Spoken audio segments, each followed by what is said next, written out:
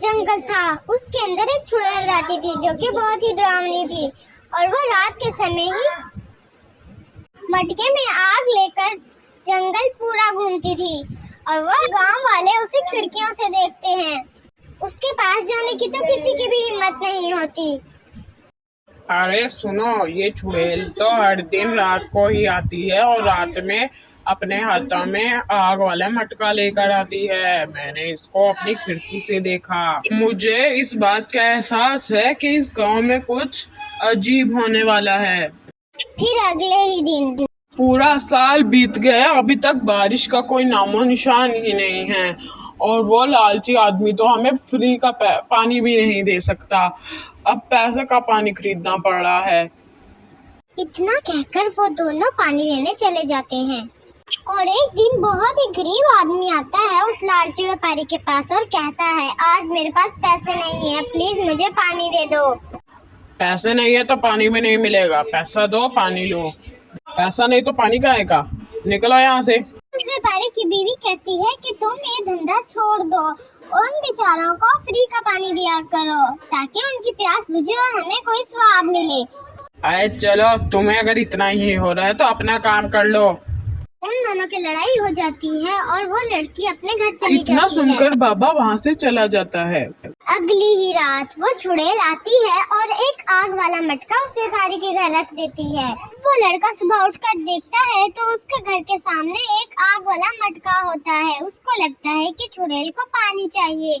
वो उस मटके के अंदर पानी डालने लग जाता है, लेकिन आग और भी ज्यादा बढ़ने लग जाती है और वो हैरान हो जाता है ये क्या हो रहा है और वो उसी पीर के पास जाने का सोचता है। वो सोचने लगता है कि पीर मेरी मदद करेगा या नहीं करेगा। बहरहाल वो सोचता सोचता उसके घर आ जाता है और उसे कहने लगता है और वो उसे ये सारा मामला बताता है और पीर कहता है, बेटा, मैंने तुम्हें बोला था, तुमने सारी लालची हदें पार कर दी हैं। अब तुम्हारा कोई हल नहीं है। अब तो हो सकता है कि वो तुम्हें मार डाले। अब तुम्हें कोई बचा नहीं सकता। इतना सुनते ही वो लड़का वहाँ से उदास होकर चला जाता है। अगली ही रात वो बहुत ही ज्यादा डरा होता है कि भूत आ जाकर मुझे मार ही न डाले। तभी उसको जिन की आवाज आती है। वो देखता है कि वो भूत आज एक और मटका रख के जा रही है। अगले ही दिन गांव में उसी बारे में बातचीत होने लग जाती है कि उस लालची लड़के के घर भूतनी 2 मटके रख के गई है और फिर वही लड़का पानी देना चाहता था। उसने पानी डाला तो आग और बढ़ने लगी। फिर उस रात चुड़ैल आती है, लेकिन वो सिर्फ मटकों को देखकर चली जाती है।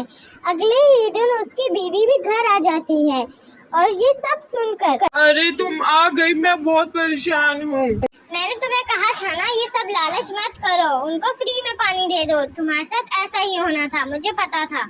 अब मैं क्या करूँ, कहीं चुड़ैल वो मुझे मार ही ना दे। मेरी मदद करो। तुमने जिस जिसके साथ बुरा सलूक किया है तुम उनको अच्छे कपड़े और पैसे देकर आओ और उनको बाकियों को फ्री में पानी दो। वो कहता है ठीक है। तो जो गांव का सबसे गरीब आदमी था उसने उसको अपने पुराने कपड़े और कुछ नए कपड़े दिया और बाकियों को फ्री में पानी और एक बूढ़े को पैसे दिए। मुझे तुम पे गर्व है, तुम इतना अच्छा काम करते हो। अब सारे तुम्हारी तारीफ करेंगे।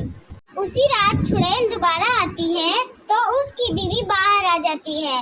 वो कहती है, अब तुम्हारा यहाँ पर कोई काम नहीं, मेरा पति वैसा अच्छा हो गया है, अब तुम अपने मटके ले जा सकती हो। फिर वो अपने मटके लेकर चली जाती है और वो सारे हंसी खुशी रहने लगते हैं।